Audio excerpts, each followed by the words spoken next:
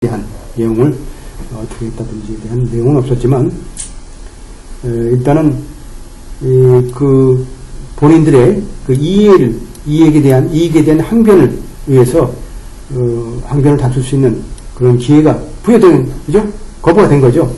그래서 이러한 흠결 자체는 결국은 문제가 있는 거죠.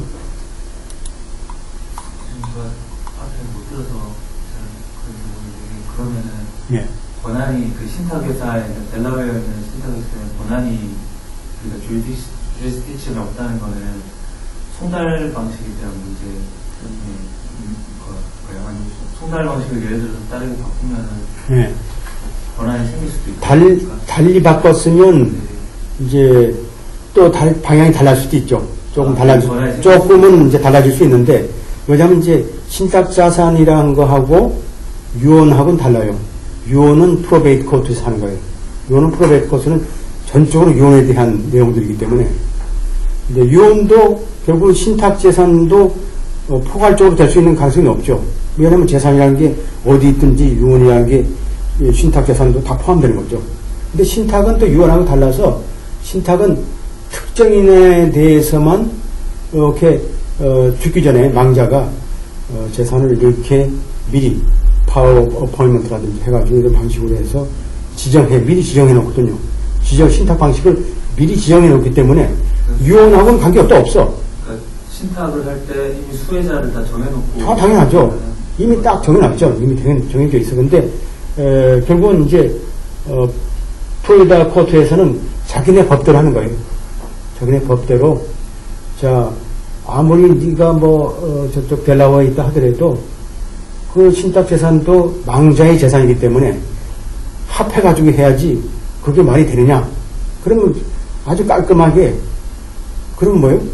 야, 그러면 신탁회사를 이 법원에 불러들여야 되는데, 드리려 그러면 적절한 송달 방법을 택해서 확실하게 그 사람 누구 지정해가지고 불러들여야 되는데, 그것도 아니고,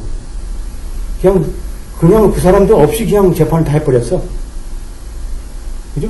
그러니까 이제, 재판을 없이 했다는 얘기는, 이해 당사자가 없이 재판을 했다는 얘기는 재판에 흠결이 있는 거고, 또 신탁재산은 또 유언의 재산의 큰 부분 중에 하나고, 그러니까 결국 뭐예요? 이 관할은 본인이 소위, 정확하게 송달되지 않은 그 플로리다 법원의 그 행위 자체는 흠결이 있다는 뜻이죠. 흠결이 있고, 그리고 이제 두 가지는 또 뭐냐면, 그게 또 하나고, 한 축이고, 두 번째는 양쪽에서 다 이제 델라웨어 법원에서 다 판결이 나왔고, 여기 이제 행포법에서, 플로리다 법원에서 이제 다 판결이 나왔어요. 그러니까 이제, 플로리다에서는, 야, 여기 맞춰라.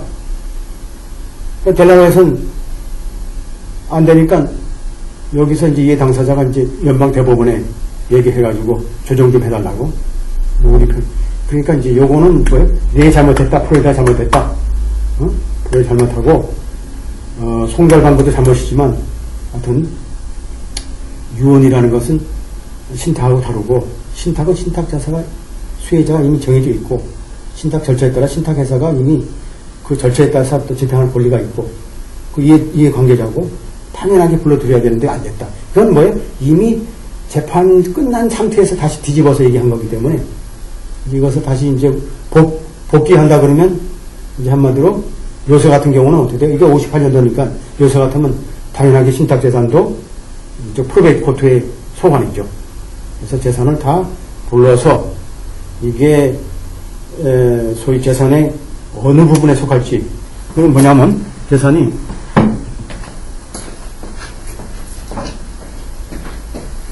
기본적으로 트러스트 재산이 있고요. 트러스트에 맡긴 재산이 있고, 그 다음에 위례라는 게 있어요. 위례도, 기본적으로, 이미 위례 근거한, 위례 베이스 근거한 게 있고, 그 다음에 이게 없으면 뭐예요? 레시드죠? 레시드. 그러니까 지금 아까 얘기한 것처럼 신탁이 지금 이게 무효다. 신탁이 무효다 그러면 어떻게 되냐면 재산이 어떻게 하냐면 이렇게 들어가요. 밑으로. 그럼 여기에 대한 재산이 n분의 1로 들어가거든요. 재산이 많아지는데, 신탁을 싹 다른 수중자한테, 베네피시아리한테 뺏겨버리면, 요 재산, 요 윌베이스는 이제 따로 빠지고, 나머지 재산에 대해서 n분의 1로 하니까, 요 사람들이 받은 사람이 다시 여기 들어와서 참여하거든요. 그러니까 재산 때문에 좀 싹 먹는 거죠. 그죠?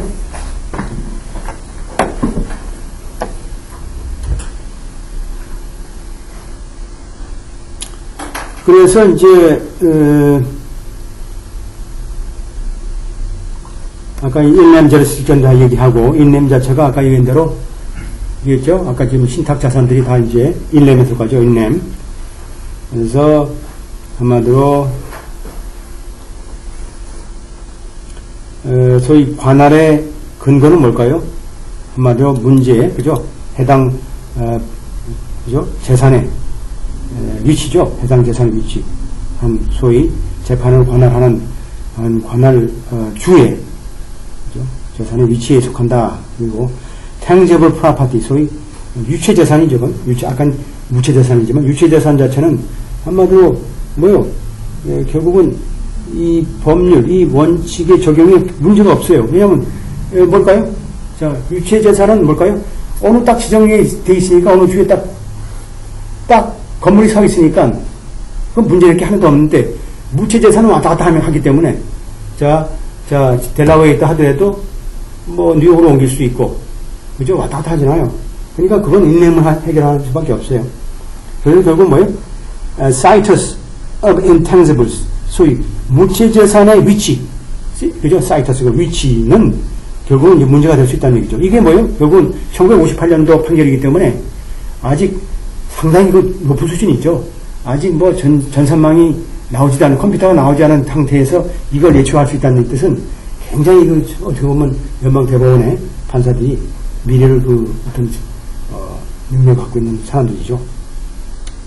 그래서 결국은 jurisdiction over tangible, intangible 소위 무체 재산에 대한 관할 자체는 한 주에 제한되지 않는다. 그죠? 얼마나 멋진 판결이에요? 멋진 판결이다.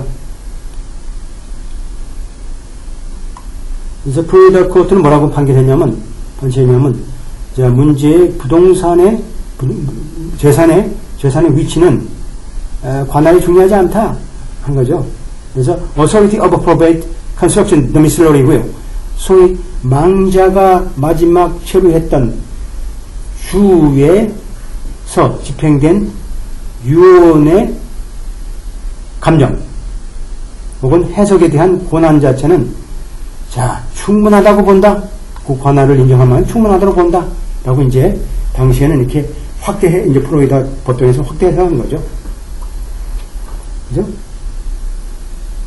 하지만 이 관할 자체는 우리가 전제로 할 수 없다는 얘기죠. 그러한 조건부적인 역할, 플로리다 유언의 조건부적인 부수적인 역할에 전제가 될 수 없다는 뜻이죠.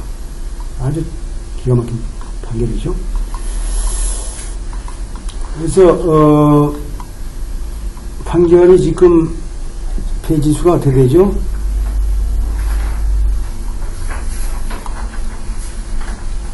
나머지는 여러분들이 읽어야 될 것 같은데, 하여튼, 우리 송 선생님 좀 이렇게 오셨는데, 하여튼, 어려움은 뭐, 4페이지만 읽으세요. 더 읽고.